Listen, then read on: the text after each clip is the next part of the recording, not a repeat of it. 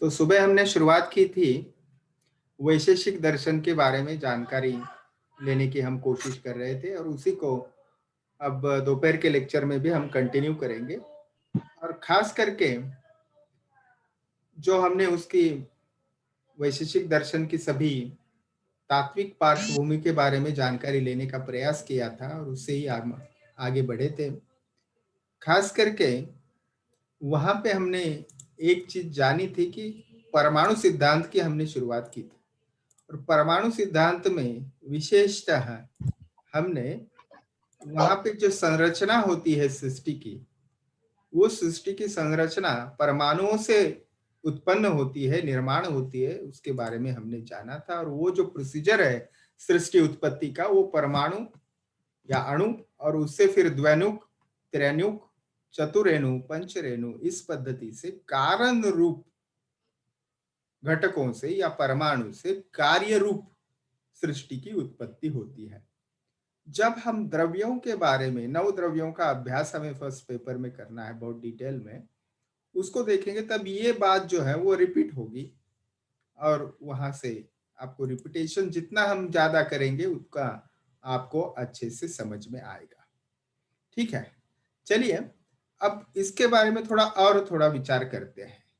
खास करके इस दर्शन के बारे में अगर हम विचार करें तो विशेषतः ये द्वैनुक जो हमने चीज देखी वो क्या है, तो when the two atoms or परमाणुs are coming together then that thing is called as द्वैनुक।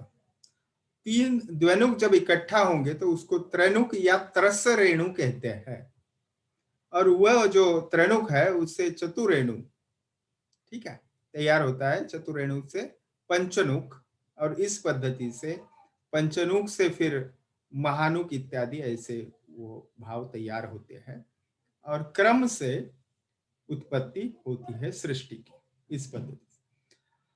अब ये जो निर्मिति होती है वो हर एक परमाणु को अपनी विशिष्ट गुणवत्ता होती है या उसके विशिष्ट क्वालिटीज या प्रॉपर्टीज रहते हैं।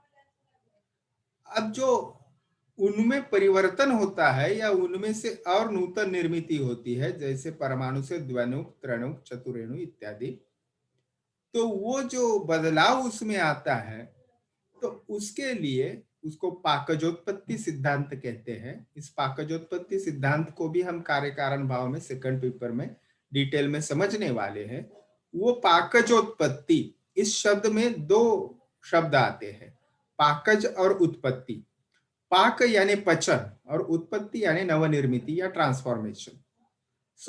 उसमें कुछ प्रक्रियाएं, पचन प्रक्रियाएं होती है और पचन प्रक्रिया से फिर नवीन जो उसका स्वरूप है वो तैयार होता है। तो ये पाकजोत्पत्ति सिद्धांत जो है वो वैशेषिक दर्शनकार भी एक्सेप्ट करते हैं, उन्होंने भी बताया है, और न्याय दर्शनकार भी एक्सेप्ट करते हैं। लेकिन वो प्रक्रियाएं जो है वो सूक्ष्मतम स्वरूप में होती है या ग्रॉस लेवल पे होती है। वो प्रक्रिया के ऊपर इन दोनों दर्शनों में, मित्र दर्शन है, फिर भी भिन्नता है।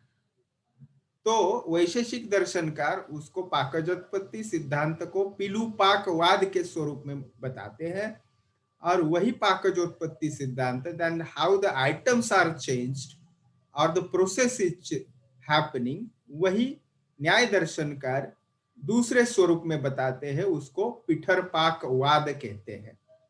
ठीक है, तो पाक यानी ट्रांसफॉर्मेशन या चेंज, जैसे चावल और पानी इकट्ठा करके हम उसको अगर पकाते हैं तो उससे राइस, कुक राइस तैयार होता है, चावल तैयार होते हैं खाने जैसे, तो वो पचन होके वो ट्रांसफॉर्मेशन होता है। वैसे ही पीलू यानी परमाणु और पाक यानी ट्रांसफॉर्मेशन और वाद यानी थियरी या सिद्धांत या कंसेप्ट और पिठर यानी एज अ होल और पाकवाद फिर वही शब्द आते हैं। ठीक है, तो इनको हम दोबारा डिटेल में देखने वाले हैं। तो आज के परिप्रेक्ष्य में अगर समझे आज के विषय वस्तु को, तो पीलू यानी परमाणु या एटम और पाक means transformation. So according to the पीलू पाक, the transformation takes place at the परमाणु level. Okay, when there is a need of a specific temperature or the heat is needed. तो यही मैंने आपको चावल का उदाहरण देके बताया कि जो रॉ चावल रहता है उसमें आप पानी मिलाते हो और फिर उसको पकाते हो और फिर उससे राइस तैयार होता है, कुक राइस, जो हम खा सकते हैं। आगे है पिठर पाकवाद। तो पिठर पाकवाद विशेषता जो है वो फिजिकल चेंज बताता है, और ये ट्रांसफॉर्मेशन जो न्याय दर्शनकार बताते हैं वो एज अ होल बताते हैं। पीलूपागवाद के लिए उदाहरण जो दिया है वो कच्ची ईंट से पक्की ईंट तैयार होना, ईंट यानी ब्रिक, अंग्रेजी में BRICK, उसका उदाहरण दिया है। और पिठर पागवाद के लिए न्याय दर्शनकार उदाहरण देता है कच्चे आम से पका हुआ आम तैयार होता है, या मराठी भाषेत सांगायचं झालं तर कैरीपासून आंबा तयार होतो। हे पिठर पाकासाठीचं प्रसिद्ध उदाहरण आहे, ते आपण त्या वेळी पाहूयात. In future we are going to see those concepts in detail. That time we can understand. Here we are just recapping that what Vaisheshik Darshankar as putting theories in front of us.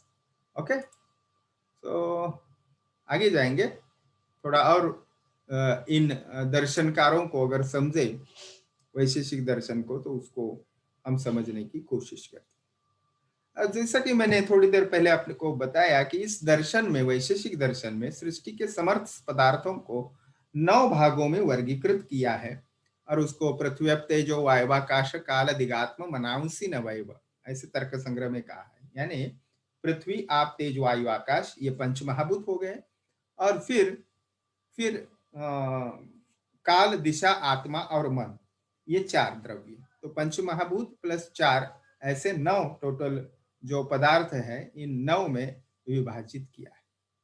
तो सप्त पदार्थ, सृष्टि को उन्होंने विभाजित किया है 7 पदार्थों में।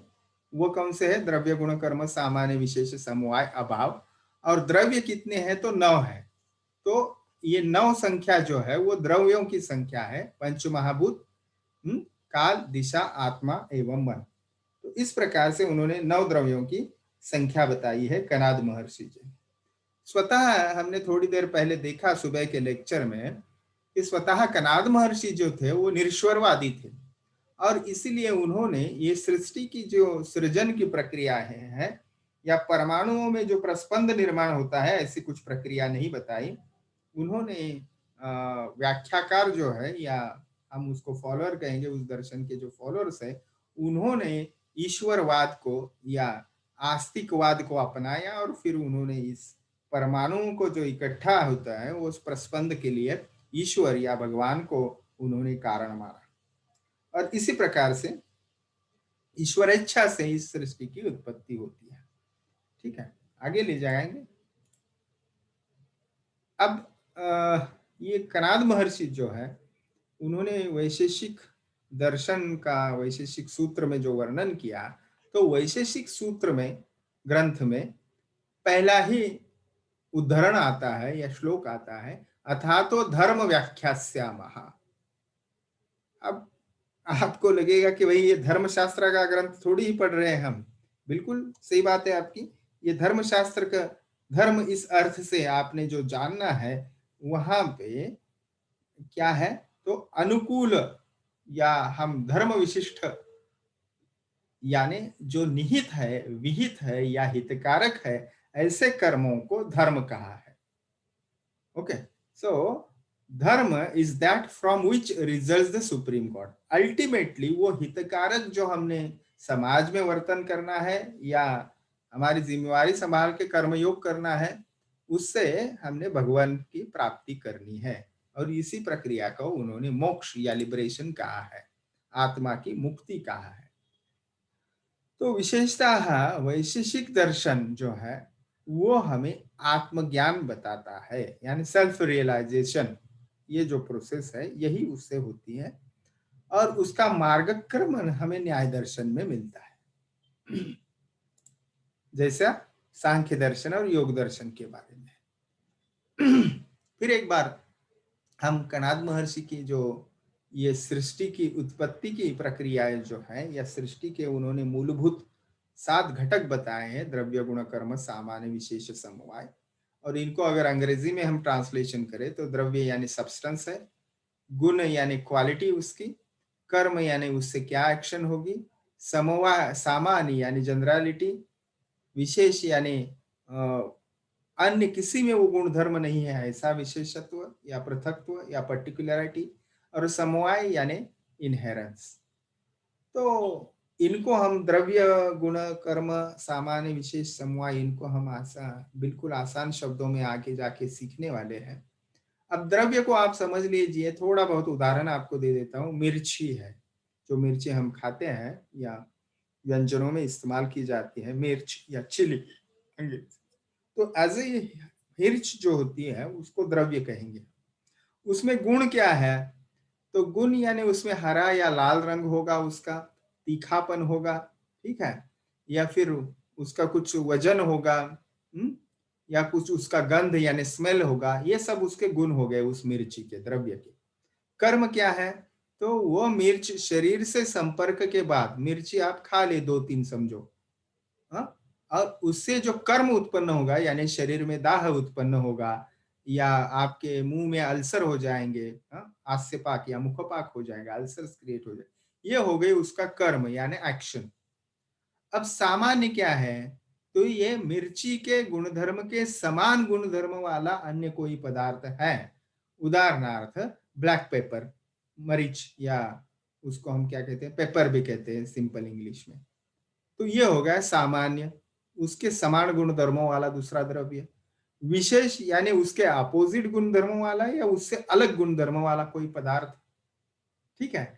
अब समवाय क्या है, समवाय ये जो है वो रिलेशनशिप बताता है।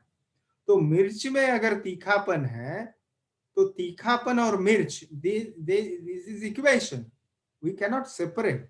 तो ये जो गुण द्रव्य में रहते हैं वो समवाय संबंध से रहते हैं। तो समवाय क्या बताता है, इनहेरेंट रिलेशनशिप बताता है।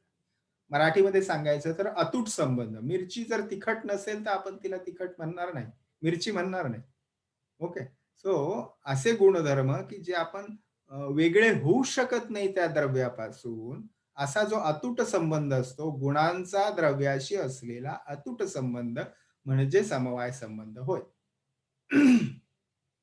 अब ये बात मैं आपको दर्शनकार बार-बार मैं बताता हूँ, दर्शनों का अभ्यास हम क्यों कर रहे हैं? क्योंकि आयुर्वेद में उसको आयुर्वेद अच्छे से उसकी आवश्यकता है। इसीलिए यहाँ पे ये स्लाइड नंबर 29 जो है, इस पे ये आपको कलरफुल एक यहाँ पे टेम्पलेट दिखेगा। तो ये टेम्पलेट क्या बताता है हमें, चरक सूत्र स्थान प्रथम अध्याय में है। अभी इसका तो आप ज्ञात हो गया कि चरक संहिता जो है वो आयुर्वेद का एक आधारभूत मूलभूत रेफरेंस बुक है। तो उसमें भी आप देखेंगे, उसमें प्रथम अध्याय में ही सूत्र स्थान के ये पदार्थ बता दिए, देखिए, सामान्य, विशेष, गुण, द्रव्य, कर्म, समवाय। तो ये भी जो 6 पदार्थ है वो यहाँ पे उन्होंने बता दिया, यानी उसमें सिर्फ क्रम भिन्नता है, वैसे के वैसे पदार्थ आयुर्वेद में एक्सेप्ट किए हैं। आयुर्वेद भी इस संबंध सृष्टि को जो है ये 6 पदार्थों में विभाजित करता है, ठीक है। तो ये आयुर्वेद में 6 पदार्थ बता दिए। कणाद महर्षि जो है उसको क्या करते हैं, और 7वां पदार्थ बता देते हैं, अभाव, जो यहाँ पे नहीं लिखा है, अभाव यानी एब्सेंस। उसको आगे जाके थोड़ा समझने का प्रयास करेंगे। जो अभी थोड़ी देर पहले हमने देखा कि द्रव्य, गुण, कर्म, सामान्य, विशेष, समवाय और अभाव, ये 7 पदार्थ जो है या 7 मूलभूत घटक सृष्टि के, ये वैशेषिक दर्शनकार बताते हैं। उसमें से जो प्रथम घटक है द्रव्य, ये द्रव्य पदार्थ जो है वो 9 प्रकार का होता है, पृथ्वी, तेजो, वायु, आकाश, काल, दिगात्म, अनावसी, नवई। तो इनको डिटेल में हम अभ्यास करने वाले हैं, तो इसको मैं समअप कर दूं, आगे जाएंगे। गुण जो है यानी क्वालिटीज, मैंने मिर्च का उदाहरण इसीलिए आपको दिया था कि गुण जो है वो टोटल उनकी संख्या वैशेषिक सूत्र में, मूलभूत ग्रंथ जो है आधार ग्रंथ, उसमें 17 बताई है। लेकिन बाद के जो प्रशस्त पाद नामक टीकाकार है, उनके भाष्य में इन गुणों की संख्या जो है वो 24 बता दी है, उन्होंने 7 संख्या और जोड़ दी है उसमें। तो टोटल वैशेषिक दर्शनकार गुण कितने बताते हैं, 17 + 7 टोटल 24, ठीक है। तो प्रशस्त पादोक्त गुण, ऐसा आपको शॉर्ट आंसर क्वेश्चन पूछा जा सकता है, तो इसलिए आप इस बात को ध्यान दें। प्रशस्त पाद जो है वो वैशेषिक दर्शन में ज्यादा से ज्यादा बाद में उन्होंने कंट्रीब्यूशन किया है। तो प्रशस्त पाद ये वैशेषिक सूत्र के प्रसिद्ध एक टीकाकार है, जिन्होंने वैशेषिक दर्शन के ऊपर या वैशेषिक सूत्र नामक जो कनाद महर्षि ने लिखा हुआ ग्रंथ था उसके ऊपर टीका या भाष्य लिखा, जिसे प्रशस्त पाद भाष्य कहा जाता है। तो ये जो घटना घटी है वो ईसा 450 में उन्होंने लिखी है, और उसको प्रशस्त पाद भाष्य सिंपल कहा जाता है, लेकिन उसका मूल नामकरण जो है वो धर्म संग्रह ऐसे उसके वो भाष्य का या टीका का नाम है।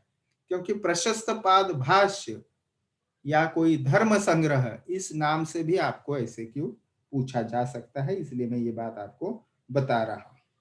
तो इन्होंने जो मूल 17 गुणों की संख्या थी उसको साथ जोड़ के 24 टोटल संख्या उन्होंने बता दी। अब ये इनको हम जब तर्क संग्रह मैंने आपको सुबह बताया ग्रंथ का हम पाठांतर या उसको मुखोद्गत रिसाइट करने का प्रयास करेंगे, तब हमको ये बातें आपको आप बोलेंगे कि भाई 24 कैसे मैं ध्यान में रखूं। बहुत ही सिंपल बात है ध्यान में रखने की, आपको वो कहते कहते आ जाएगा। एक दिन हम उसको लेक्चर में आप 8-10 लोगों के पास तर्क संग्रह आ जाएगा। तर्क संग्रह का सॉफ्ट फाइल भी अवेलेबल है, अगर आप खोजोगे गूगल सर्च पे तो आपको मिल जाएगा, या मैं आपको शेयर कर दूंगा उसको। ठीक है। तो रूप रस गंध स्पर्श संख्या परिमाण पृथकत्व संयोग विभाग परत्व अपरत्व बुद्धि सुख दुख इच्छा द्वेष प्रयत्न, यहां तक जो है वो 17 गुण बता दिए वैशेषिक सूत्र में, और उनमें 7 मिला दिए प्रशस्त पाद जी ने, और वो है गुरुत्व, द्रवत्व, स्नेह, शब्द, धर्म, अधर्म, संस्कार, ये 7 उन्होंने जोड़ दिए। अब गुणों की ही चर्चा हो रही है तो मेरे को मोह हो रहा है आपको बता दूं, यही संख्या आयुर्वेद में चरक महर्षि 41 बताते हैं। गुणों की संख्या कितनी है? तो 41 गुणों की संख्या है, 41। इसीलिए हम सिमिलैरिटीज देख रहे हैं अन्य दर्शनों के साथ, सांख्य दर्शन और आयुर्वेद में क्या सिमिलैरिटी है या कौन से सिद्धांत समान है। लेकिन आयुर्वेद एक स्वतंत्र दर्शन है, उसकी द्रव्यों की गुणों की संख्या अलग है, प्रमाणों की संख्या अलग है, सिद्धांत अलग है, प्रयोजन अलग है। इसलिए आयुर्वेद एक स्वतंत्र दर्शन, स्वतंत्र चिकित्सा शास्त्र का एक ग्रंथ एक शास्त्र है। इस को हमने दोबारा अधोरेखित करना होगा। ये 24 गुणों की तो हमने बात कर ली, आगे जाएंगे। तीसरा पदार्थ है कर्म। कर्म जो है, इसका कर्म का अर्थ विशेषतः संचलन ऐसे माना है। संचलन यानी जो हलचल होती है विविध प्रकार की द्रव्यों में, उसको ही कर्म माना है, या द्रव्य से गुणों के द्वारा जो एक्शन या घटना होती है उसको कर्म कहा है, प्रोसेस को कर्म कहा है। 5 प्रकार के कर्म उन्होंने कहे हैं। अब यहाँ पे आप उसको अगर देखें तो आपको ध्यान में आ जाएगा आसानी से। देखिए यहाँ पे उत्क्षेपण, अपक्षेपण, आकुंचन, प्रसारण, गमनानि पंचकर्माणि, तो 5 प्रकार के कर्म बताते हैं वो। कौन कौन से कर्म? तो उत्क्षेपण यानी ऊपर फेंकना, ऊपर की ओर जो जाता है तो उसको उत्क्षेपण कहा जाता है। जैसे आप बॉल को ऊपर गेंद में को उछालते हो आकाश में। अपक्षेपण, आप गेंद को नीचे ढकेलते हो, नीचे गिराते हो कोई वस्तु को, तो उसको अपक्षेपण कहते हैं। आकुंचन यानी सिकुड़ना, कॉन्ट्रैक्शन। प्रसारण यानी कोई चीज प्रसारित होती है। और गमन यानी ये 4 क्रियाएं छोड़ के जो भी 5वीं क्रिया है उसको गमन कहा जाता है। ठीक है, इसको भी हम डिटेल में इसका अध्ययन करने वाले हैं। तो आज अगर थोड़ा बहुत आपको मिस भी हो जाए तो कोई उसमें दिक्कत नहीं। द्रव्य गुण कर्म के बाद आता है सामान्य, और सामान्य को हमने थोड़ी देर पहले मिर्ची का उदाहरण देके जाना कि मिर्ची के समान गुण और कर्मों वाला अन्य कोई द्रव्य है, जैसे ब्लैक पेपर या मरीच या मराठी मध्ये त्याला मिरे म्हणतो आपण, तो उसको हम कहेंगे सामान्य यानी सिमिलैरिटी। विशेष क्या है? विशेष यानी अन्य से भिन्न होना, बाह्य जगत से वही एक चीज है जो दूसरे से उसको अलग बताती है, उसको विशेष कहते हैं। जैसे पानी में द्रवत्व है लेकिन पत्थर में द्रवत्व नहीं है, तो ये पानी में द्रवत्व उसका गुण जो है वो विशेष है। यानी भिन्न है, ठीक है। तो इस प्रकार से विशेष को जाने। समवाय को भी हमने देखा। समवाय यानी ये इनहेरेंट रिलेशनशिप है, अटूट संबंध या अविनाशी संबंध भी इसको कहते हैं। द्रव्य के साथ गुण और कर्म का जो संबंध होता है वो अविनाशी होता है, यानी गुण और कर्म द्रव्य में समवाय संबंध से रहते हैं। तो ये हो गया छठा पदार्थ। और सातवां पदार्थ है अभाव। अभाव यानी जो वस्तु वहां होनी चाहिए वहां नहीं है, तो इसे अभाव कहेंगे। जैसे स्टमक में स्पेस या कैविटी होनी चाहिए सर्टेन वॉल्यूम की, वो अगर वहां पे नहीं है, कम है, तो उसको अभाव कहेंगे। या कभी कभी क्या होता है कोई चीज सॉलिड होनी चाहिए तो उसमें वो सॉलिडिटी नहीं होती। जैसे हम उदाहरण लेते हैं रिकेट्स डिसीज का, तो हड्डियां मजबूत होनी चाहिए, वो न होते हुए उस पेशेंट में क्या होते हैं, वो फ्लेक्सिबल होती है, बोन्स जो है उसमें उतना कठिनता नहीं होती है, तो कठिनता का अभाव होता है, ठीक है। तो इसके भी प्रकार होते हैं चार, उसको हम आज नहीं देखेंगे। तो समराइज करने के लिए इस दर्शन के जो है वो मूलभूत सिद्धांत क्या है। मूलभूत सिद्धांत में सबसे पहले परमाणु सिद्धांत।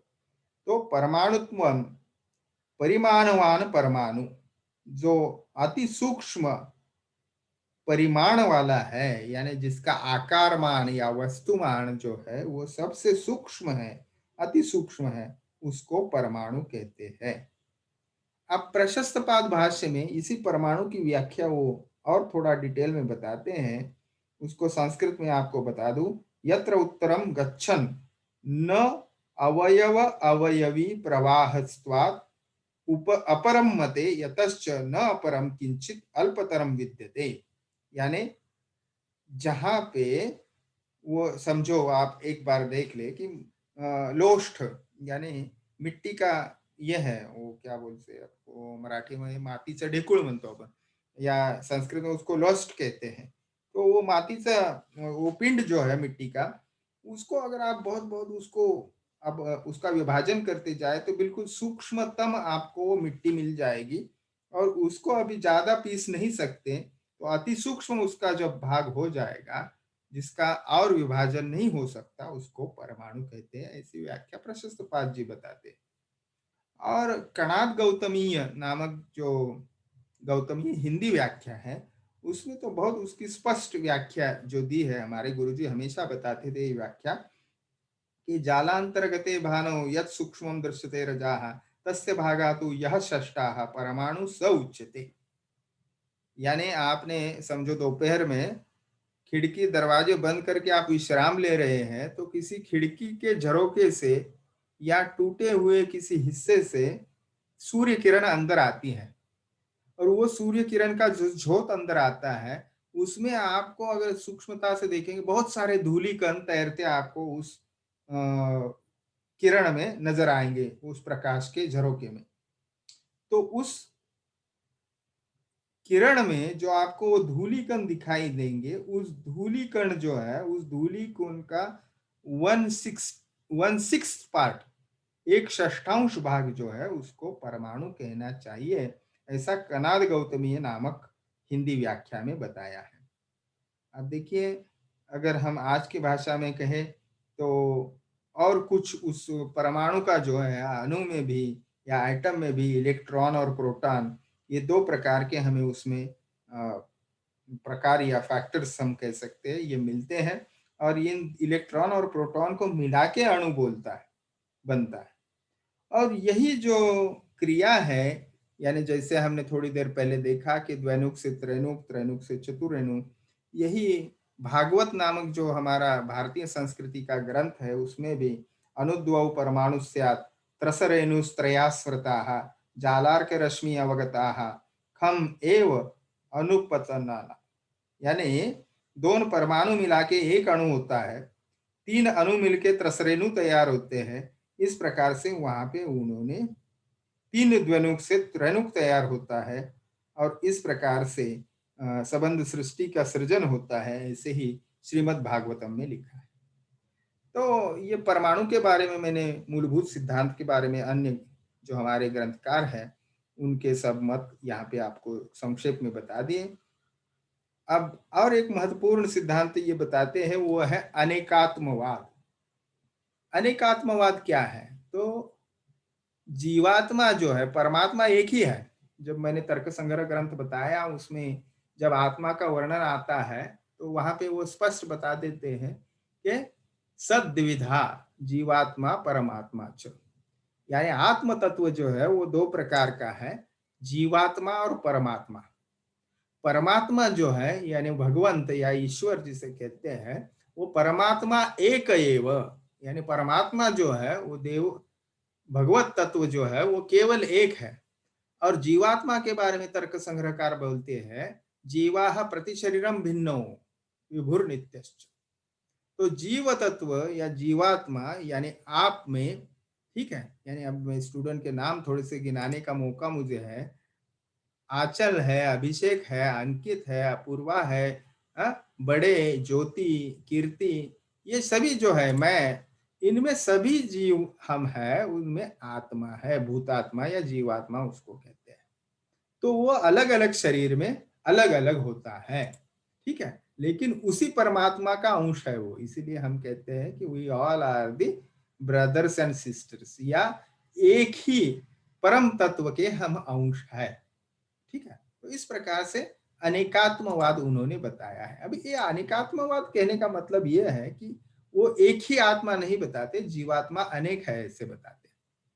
अब ये जरूरी क्यों हो गया? क्योंकि वेदांत दर्शन जो है, उत्तर मीमांसा दर्शन, वो क्या करते हैं, वो एक ही तो ब्रह्मम सत्यम जगत मिथ्या, वो ब्रह्म तत्व केवल सत्य है, बाकी सब झूठ है, ऐसा वो बताते हैं। यानी उन्होंने अद्वैतवाद यानी एक ही परम तत्व है ऐसे बताया, इसलिए वहां पे एकात्मवाद वहां पे बताया है, इसलिए यहाँ पे शब्द प्रयोग जो किया है वो अनेकात्मवाद किया है। तीसरा महत्वपूर्ण सिद्धांत इस दर्शन का है, वो है असत्कार्यवाद। यानी कारण से कार्य उत्पन्न होता है, इसमें कोई दो मत नहीं है, दो राय नहीं है। यह दर्शन भी जो है कारण से ही कार्य की उत्पत्ति होती है, ठीक है, यही मानता है। लेकिन कारण जो परमाणु है वो नित्य है, यानी अविनाशी है, और कार्य जो है यानी परमाणुओं से उत्पन्न सृष्टि जो है वो अनित्य है, वो कभी भी नष्ट हो सकती है। तो इसको असत कार्यवाद कहा है। अब चौथा सिद्धांत है मोक्षवाद, यानी मोक्ष जो है वो लिबरेशन ऑफ द सोल, जीव जो है वो जन्म और मृत्यु के चक्र से परे हो सकता है, मुक्त हो सकता है। उसको उन्होंने वहां पे संज्ञा क्या दी है, लेट मी एक्सप्लेन यू।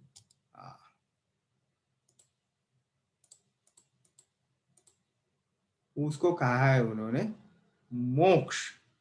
और ये जो आवागमन होता है चक्र जैसा, जन्म मृत्यु फिर जन्म फिर मृत्यु, और कर्म फल से हम लदे हुए रहते हैं, लिप्त रहते हैं, और इसलिए जन्म मरण जो है ये प्रक्रिया सतत होती रहती है। इससे जीव को मुक्त करना या ये प्रक्रिया को खंडित करना, इसी को उन्होंने मोक्ष कहा है, ठीक है। तो इस प्रकार से मोक्षवाद। अब जैसा हमने पदार्थों की संख्या देखी, सांख्य दर्शन में 25 तत्व बताए हैं। अब हमने वैशेषिक दर्शन देखा, वैशेषिक दर्शन में सृष्टि के मूलभूत तत्व कितने हैं? 7। कौन से? द्रव्य, गुण, कर्म, सामान्य, विशेष, समवाय और अभाव। तो वैसे ही संख्या जो प्रमाणों की है, यानी इन पदार्थों का परीक्षण जिनके द्वारा हम करेंगे, साधनों के द्वारा हम करेंगे, उसको प्रमाण कहा जाता है। और इन प्रमाणों को उन्होंने दो प्रमाणों को मुख्यतः वैशेषिक दर्शनकार मानते हैं, वो है प्रत्यक्ष और अनुमान। यानी जो दिखता है, परसेप्शन, डायरेक्ट परसेप्शन जिसे हम कहेंगे, और अनुमान यानी इन्फरेंस, जिससे हम कुछ बातों से अंदाजा लगाते हैं, तर्क लगाते हैं, उसको अनुमान कहते हैं। सेकंड पेपर जो हमारा है वो पूरा इसके ऊपर ही डिपेंड है, प्रमाणों के द्वारा ही मैक्सिमम पोर्शन जो है उसमें प्रमाणों के लिए है। इस दर्शन में इसके सिवा और कुछ मुख्य विषय वर्णित है, जैसे भूकंप आना, वर्षा होना, चुंबकीय गति, गुरुत्वाकर्षण विज्ञान, ध्वनि की तरंगे इत्यादि बहुत सारे साइंटिफिक सब्जेक्ट जो है उनको डिस्कस किया है कराद महर्षि ने। तो इसीलिए ये दर्शन जो है वो महत्वपूर्ण दर्शन हो जाता है। अब वैशेषिक दर्शन जो है, इसमें आयुर्वेद और वैशेषिक दर्शन में मुख्यतः क्या सिमिलैरिटीज हैं, इसको हम जानेंगे। तो वैशेषिक दर्शनकार जो पाकजोत्पत्ति सिद्धांत हमने देखा, पिलूपाकवाद, तो उसी पद्धति से क्रिया शारीर विषय में आगे आप देखोगे कि आहार परिणामकार भाव है, और आहार परिणामकर भाव यानी आहार से शरीर की धातु जो उत्पन्न होते हैं, धातुओं का पोषण होता है, वो जो ट्रांसफॉर्मेशन प्रोसेस होती है वो धातुअग्नियों के द्वारा, वो एक स्वरूप हम पाकजोत्पत्ति के पिलूपाक सिद्धांत का ही बता सकते हैं। यानी पिलूपाकवाद अगर हमें ठीक से समझे तो हमें धातुअग्नि की जो प्रक्रियाएं हैं, रसाग्नि, रक्ताग्नि, मांसाग्नि इत्यादि, हम बहुत अच्छे से समझ सकते हैं। आगे जाके 4th ईयर में काय चिकित्सा नामक विषय आपको आने वाला है। उस काय चिकित्सा में विशेषता काय शब्द का अर्थ जो है वो अग्नि है, यानी शरीरस्थ पचन शक्ति। और वह अग्नि अगर विकृत हो जाए, यानी उस कम ज्यादा हो जाए, तो बहुत सारे जो है वो अपक्व आहार रस उत्पन्न होता है, जिसे आम कहा जाता है, और वो टॉक्सिन या विषवत कहा है, और उसी से सब रोगों की उत्पत्ति होती है। ये मुख्यतः काय चिकित्सा यानी इंटरनल मेडिसिन जिसे हम ट्रांसलेट कर सकते हैं, उस चिकित्सा शास्त्र का सिद्धांत है। यानी वहां पे भी पाकजोत्पत्ति सिद्धांत को हम अगर समझें तो ये प्रक्रिया हम अच्छे से समझ सकते हैं। इसके सिवा जो औषध निर्माण शास्त्र है, जो दूसरे वर्ष में आपको आएगा, जिसे रसशास्त्र एवं भैषज कल्पना ऐसे उसका नामकरण है उस विषय का, वहां पे विशेषता खनिज द्रव्यों से या वनस्पति द्रव्यों से जो औषधियां उत्पन्न होती है, वो निर्माण करने के वक्त जो भी प्रक्रियाएं की जाती है, जैसे उनको उबाला जाता है या फ्राई किया जाता है, या भस्म प्रक्रिया करने के लिए विविध प्रकार से कॉन्सेंट्रेटेड हीट दी जाती है, वो पाकजोत्पत्ति सिद्धांत के द्वारा हम उसका पचन समझ सकते हैं। अब जैसा कि मैंने थोड़ी देर पहले आपको बताया और एक विशेषताएं बताए, तो ये वैशेषिक दर्शनकार पदार्थों की संख्या, द्रव्य गुण कर्म सामान्य विशेष समवाय अभाव 7 संख्या बताते हैं। लेकिन आयुर्वेद जो है, इनकी संख्या द्रव्य गुण कर्म सामान्य विशेष समवाय यानी 6 ही बताता है। इसलिए 6 पदार्थ आयुर्वेद ने स्वीकार किए हैं, 7 नहीं। ये मूलभूत उसमें भिन्नता भी हमने जाननी चाहिए। अब आगे और सारे विषय आपको इसमें सिमिलैरिटी या डिसिमिलैरिटी हम वर्णन कर सकते हैं। फिर भी ये जीवात्मा और परमात्मा, ये जो विषय वर्णन किया है इन्होंने, वो आयुर्वेद में भी इसी प्रकार से जीवात्मा और परमात्मा, इन दोनों को अलग से वहां पे बताया है। भगवान एक है, ईश्वर तत्व एक है, God is one. So unique God concept is also the similarity between the Vaisheshika Darshan and Ayurveda. अब यहाँ पे और एक भिन्नता जरूर बतानी चाहिए, वो है कि प्रमाणों की संख्या, प्रत्यक्ष प्रमाण और अनुमान, इतनी ही बताते हैं। 2 ही प्रमाण बताते हैं वैशेषिक दर्शन का प्रमुखतः। किंतु आयुर्वेद जो है वो प्रमाणों की संख्या कितनी बताता है, तो 5 संख्या बताता है प्रमाणों की संख्या। कितने 5 प्रमाण बताए? प्रत्यक्ष, अनुमान, उपमान, और शब्द, और सबसे अलग 5वां वो है युक्ति प्रमाण। तो इन 5 प्रमाणों का जो वर्णन है विस्तृत, हम पेपर सेकंड में देखने वाले हैं। मूल विषय वस्तु वहां पे ये प्रमाणों का ही वर्णन रहेगा। इस प्रकार वैशेषिक दर्शन एक महत्वपूर्ण आस्तिक दर्शन है, जिसको आयुर्वेद अध्ययन के लिए उसकी उपयुक्तता जरूर है, और इसीलिए उसका अध्ययन हम विस्तार से कर रहे हैं। आशा है आपको वैशेषिक दर्शन जो है वो ठीक से समझ में आया होगा।